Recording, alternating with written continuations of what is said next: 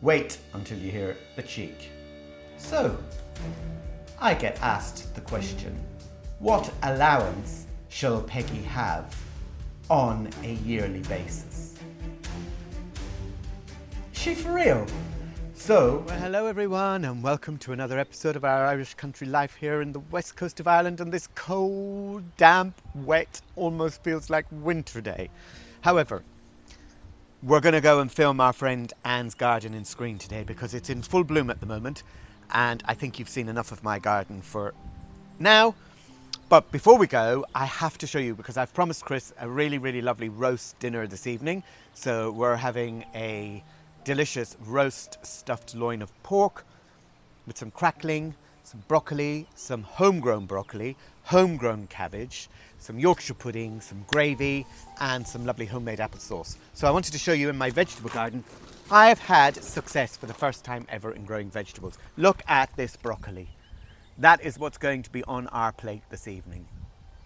Isn't that just amazing? So we have a few heads of broccoli and also delicious, gorgeous green Irish cabbage. And the Irish for cabbage is cabosta. So there you are. So come join me now where we're going to go to Anne's garden. We're going to do a little bit of filming there and then come back because, don't go away, you don't want to miss it, the drama. The drama about Scooter, but I'm the one who's having the meltdown. I'll tell you all about it later, over making some lovely, homemade, easy, super rich, luxury, delicious, amazing, simple chocolate fudge brownies. Fudgy, gooey, and full of nice chopped hazelnuts with a lovely chocolate ganache over the top. See you in a little bit. Don't go away.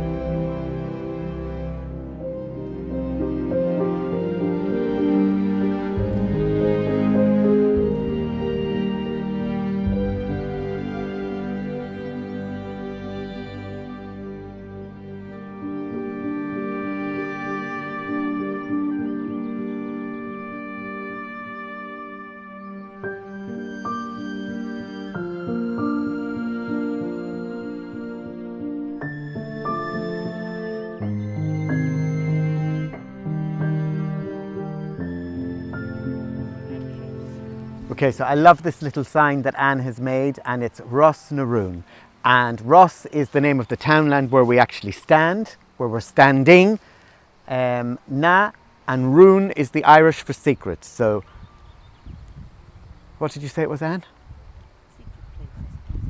The secret place in Ross. That's where the name came from. And the story behind that is because when she moved to the area and they built the house, all the posh houses had names and this one didn't. So just so she didn't feel left out and didn't feel awkward, she decided she was going to put a name on her house, and so she came up with the name Ross na Rún. Okay, so we're here in Anne's garden in the beautiful Screen, and this is an amazing garden. And I just want to show you down here, my favourite plant in the garden is the lobelia. Well, it's not my favourite actually, I'll show you my favourite, but one of my favourites is this lobelia tupa.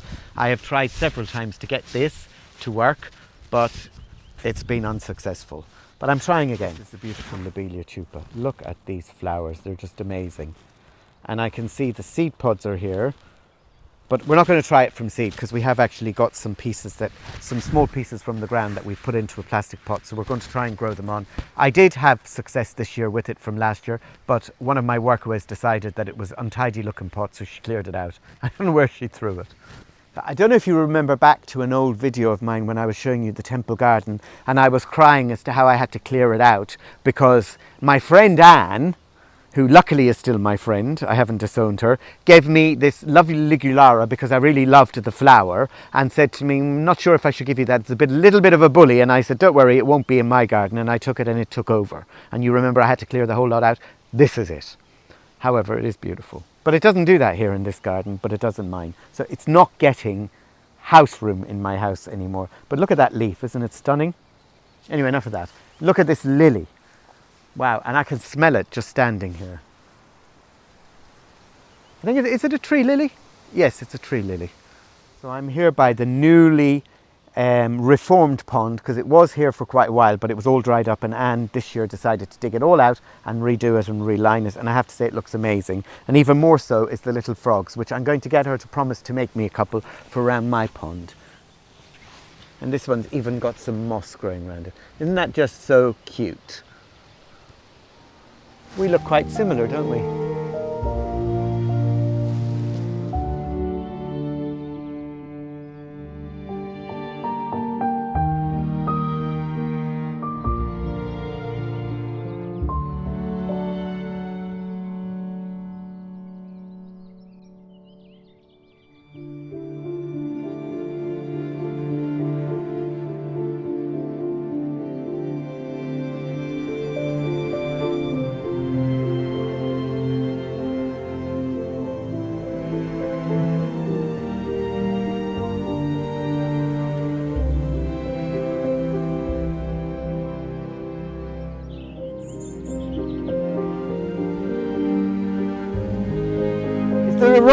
Is there a nursery rhyme about ducks?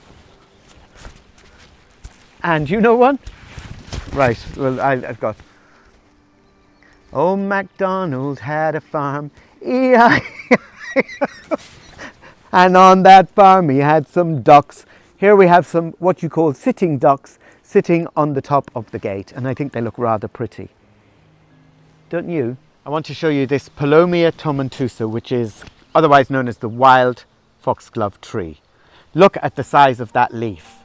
And my friend Anne has just informed me that's because they pollarded it, and apparently if you pollard it, you cut it, you reduce the size of the tree, but you make the leaf bigger. There is one further up which has a much smaller leaf, so it proves she's not lying, it does work. Chris has just informed me we're supposed to be gardeners, and because we didn't know the cultivar of that particular clematis, he's on a roll now to tell us that we're not gardeners. We never claimed to be gardeners, Chris, but anyway, we're doing our best. Judging from the size of this leaf, we're doing something right. So put that in your pipe and smoke it, dear.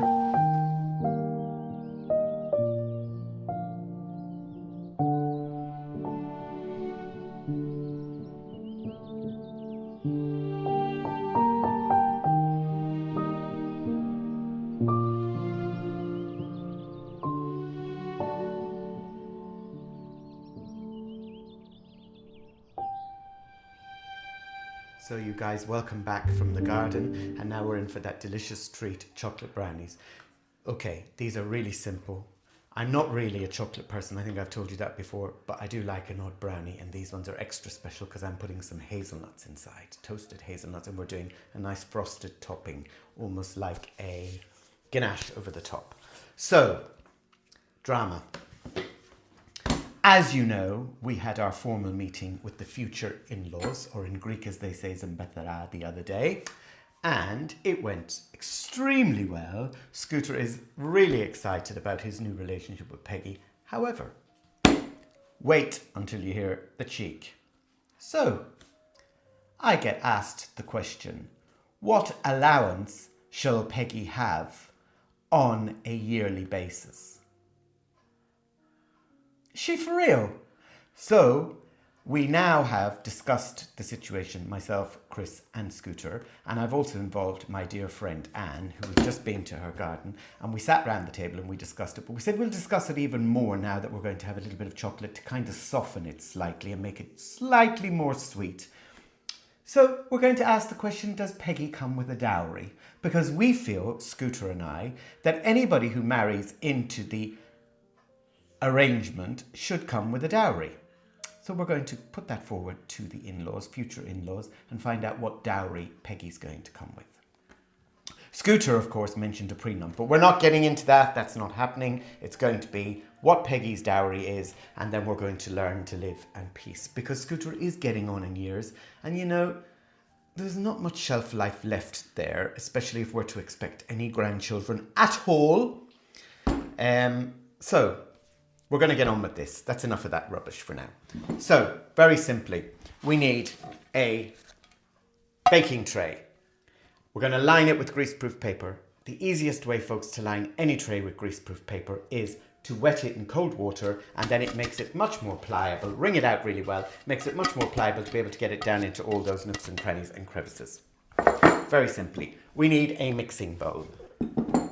spatula, a sieve, and we also need a heat-proof bowl because we're going to be melting some butter and chocolate in the microwave. An electric whisk. We have 4 large free-range eggs.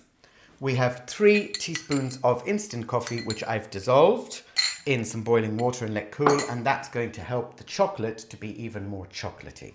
In this bowl, I have 100 grams of chopped hazelnuts, which I've literally toasted on a frying pan, a dry frying pan, just to bring out the nuttiness in the hazelnuts.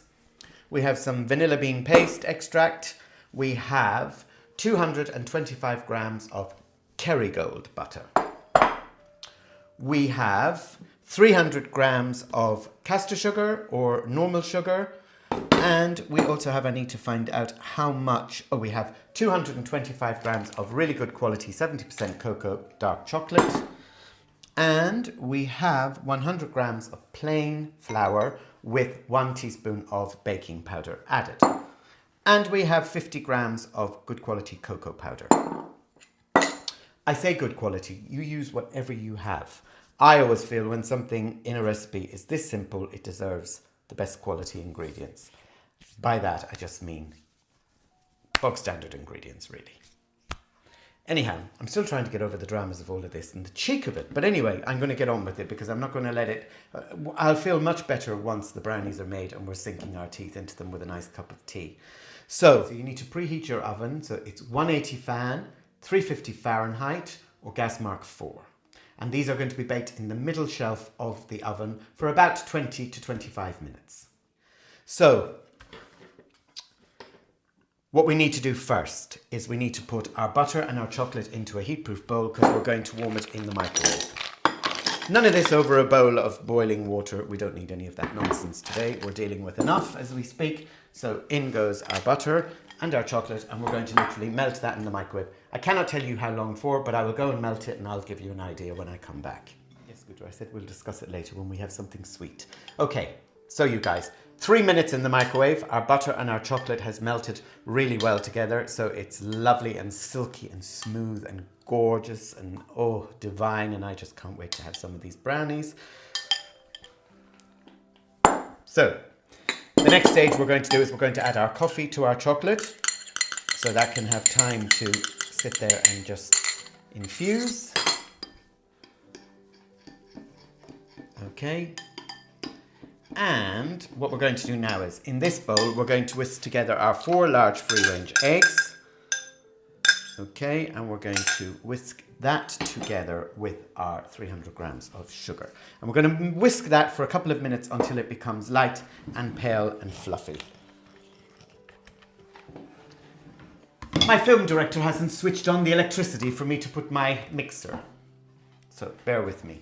Okay, so we're going to beat together our sugar and eggs until pale and fluffy. Probably I would say 2 to 3 minutes.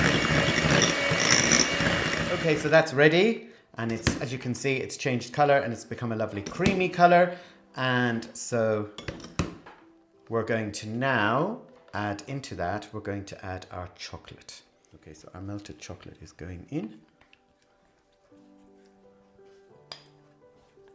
Make sure you get all that lovely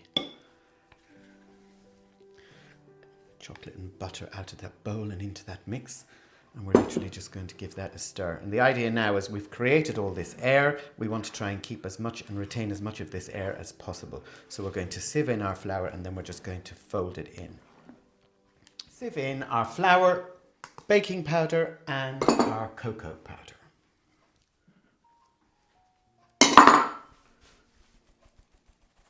Okay, so we're just folding in our flour gently. We don't want to knock the air that we've created by whisking those eggs and sugar. Once we've incorporated our flour and our cocoa powder, we will then add our 1 teaspoon of vanilla extract and our lovely toasted hazelnuts. Brownies, love brownies, adore brownies. They are very fudgy. And I think the toasted hazelnuts just give them that nice crunch as well as the fudgy gooiness that's inside. Because of course we can't have dry lumps because they're going to be very gooey and fudgy. Okay, so our 1 teaspoon of vanilla extract is going in.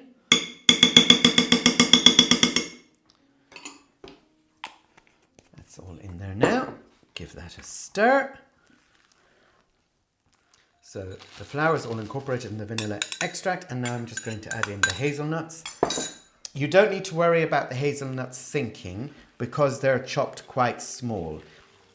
If I was using another nut like a walnut, for example, with bigger pieces, to stop them from sinking, I would normally coat the walnuts in a little bit of flour, and that normally helps to stop them from all sinking to the bottom of the brownie. Okay, that's all done, and that's going now into our tray. Okay,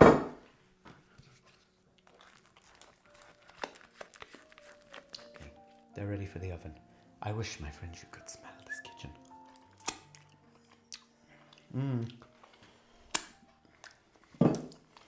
Stop, Nikolai. Okay, I'm going to go wash my hands now, and they're going into the oven for about 20 to 25 minutes. No more than that. And all that should happen is it should just look set on the top, and it should start to come away slightly from the edges of the tin. Oh, delicious. Okay, so I'm going to prepare the glaze, the ganache sort of topping for the top, frosting, whatever you like to call it. And then we're going to wait for the brownie to be completely cold before we apply this. We're going to put it on, and then we're going to pop it into the fridge to chill and set slightly.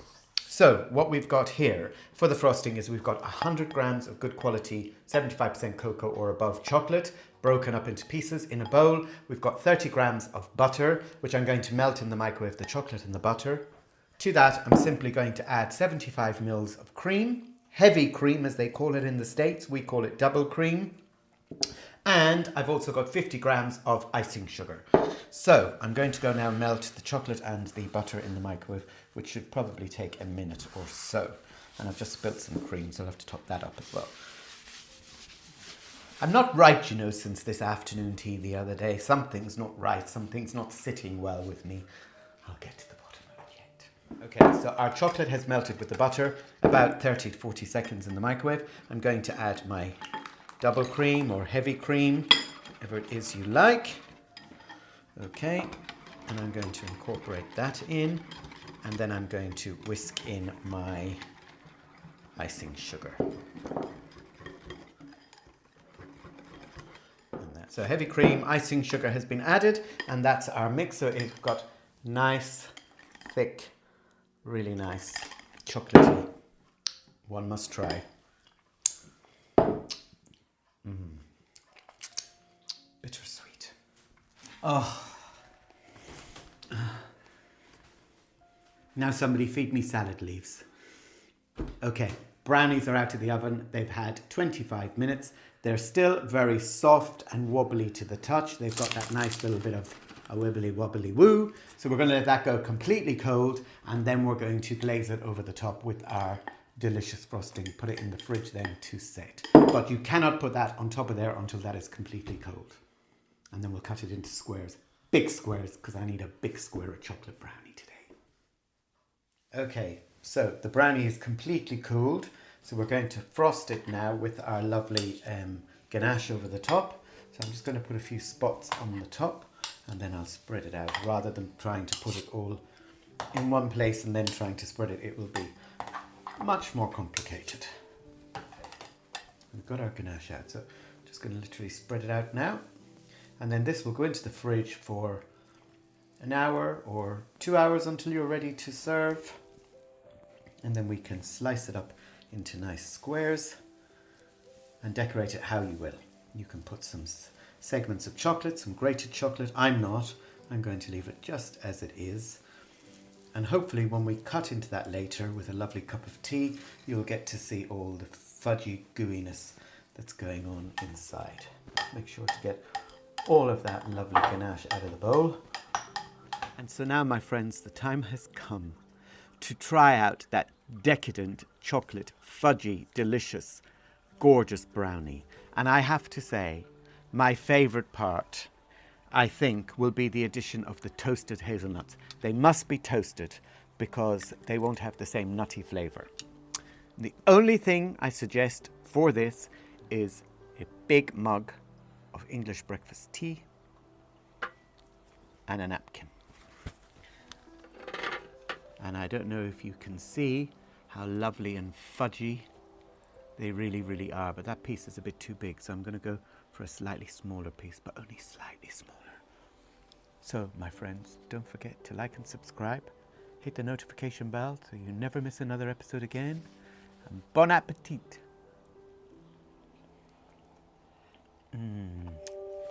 Oops.